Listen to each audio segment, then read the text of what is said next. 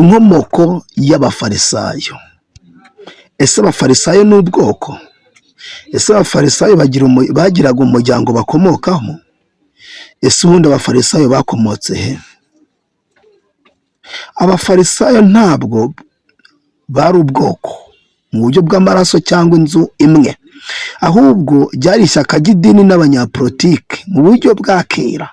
Inkomoko yabo ifitanye isano ya hafi n'amategeko y'Abayahudi hagati y'isezerano rya kera n'isezerano rishya.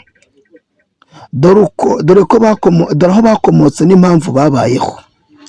Inkomoko mu gihe cy'Abamakabi.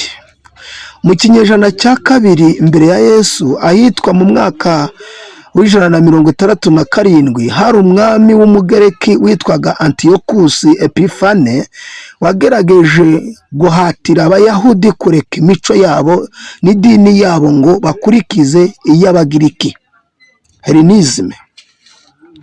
Icyo gihe havutse itsinda ry'Abayahudi biyita Hasidimu, bisobanura abatagatifu cyangwa abizerwa.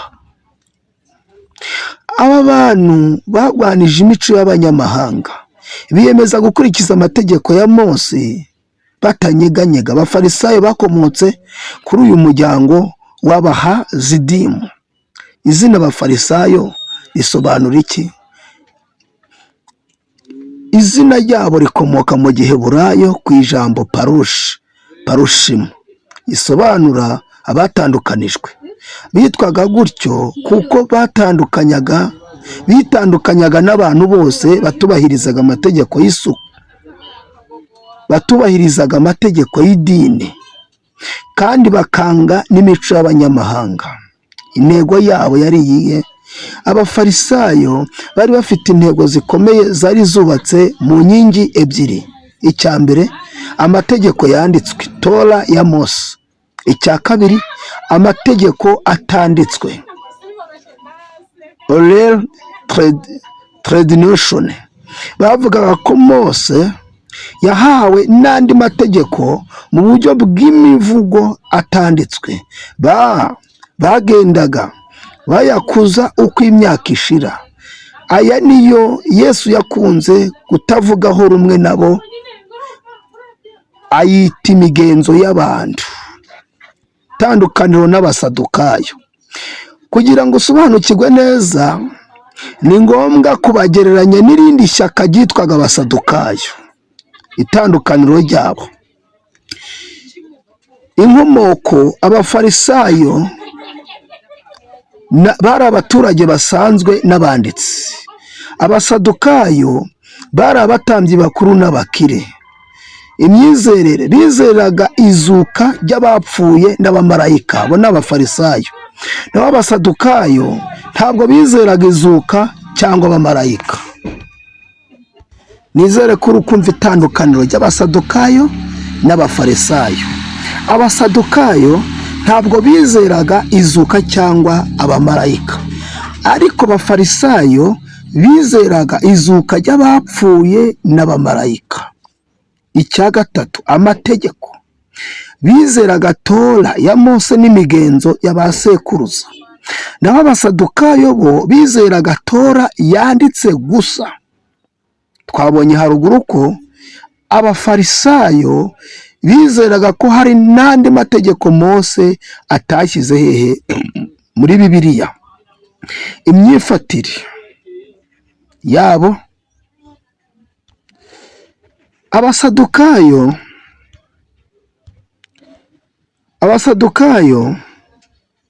bemeraga gukorana n'abanditsi. Abasadukayo bemeraga gukorana n'abategetsi b'abanyamahanga, ari bo b'Abagiriki. Naho rero Abafarisayo bo bari abanzi b'imico y'Abagiriki. Umwanya bari bafite mu muryango: Abafarisayo bari bafite ijambo rikomeye mu masinagogi, insengero z'Abayahudi, kuko ari bo bigishaga abaturage basanzwe. Nubwo Bibiliya ibagaragaza kenshi nk'indyarya kubera kutavuga rumwe na Yesu, bari abantu biyubashye cyane mu muryango w'abayahudi kubera kwitwararika cyane ku mategeko. Icyatumye noneho turebe ku kandi kantu gakomeye, icyatumye badahuza na Yesu, icyatumye Yesu n'abafarisayo batavuga rumwe kenshi muri Bibiliya, ntabwo byaturukaga ku kuba abafarisayo batarubahaga Imana, ahubwo byaturukaga ku buryo basobanuraga amategeko bakayashyira mu bikorwa, amategeko yabo. Dore impamvu z'ingenzi zatumaga habaho uko kudahuza hagati ya Yesu n'abafarisayo. Imigenzo y'abantu, uko ni ku gice cy'abafarisayo. Ijambo ry'Imana ku ruhande rwa Yesu. Abafarisayo bari barashyizeho amategeko ibihumbi n'ibihumbi arenga ku yanditswe na Mose, yitwaga Mishinayi. Yesu yabashinjaga ko bitwararika kuri iyo migenzo y'abantu kurusha uko bakurikiza icyigisho cy'urukundo n'imbabazi Imana itanga. Urugero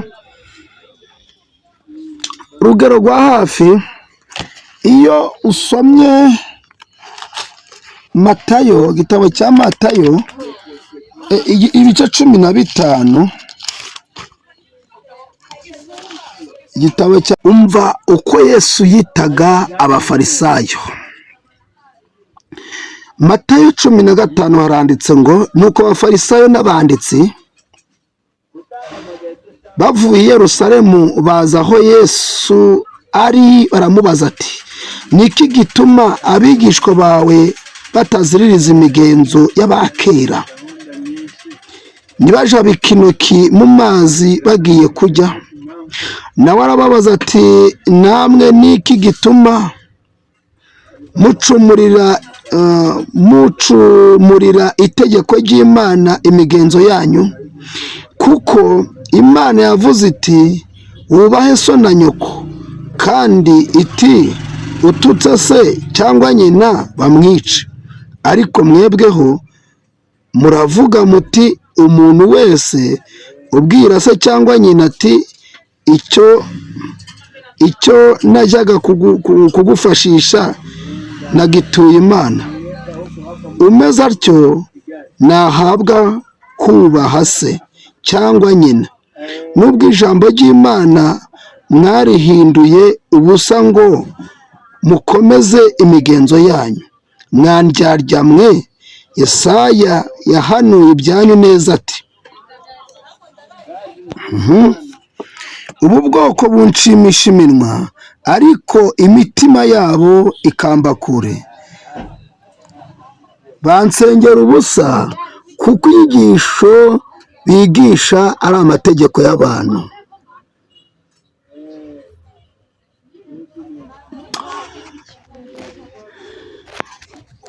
Ibi rero ntago abafarisayo babyumvaga kimwe na Yesu.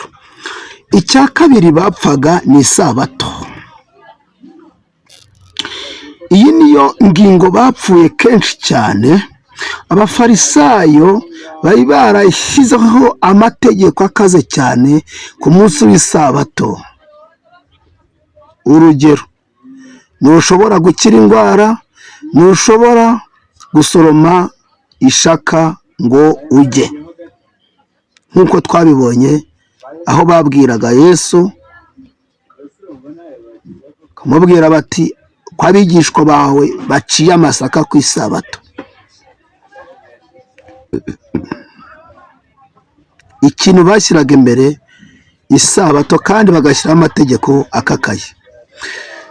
Ariko Yesu we yigishaga ko isabato yashyiriweho umuntu, ntabwo umuntu yashyiriweho isabato.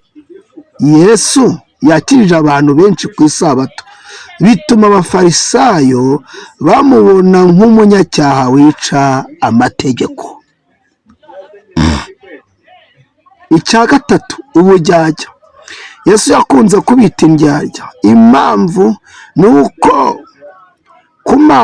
mu maso y'abantu basaga n'abatagatifu cyane, bambara neza, basenga amasengesho menshi mu mihanda, biyiriza ubusa kugira ngo bose babarebe, ariko mu mitima yabo harimo ishyari, kwikuza n'ubugome.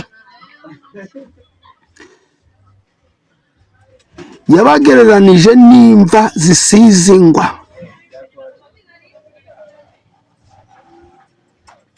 Icya kane,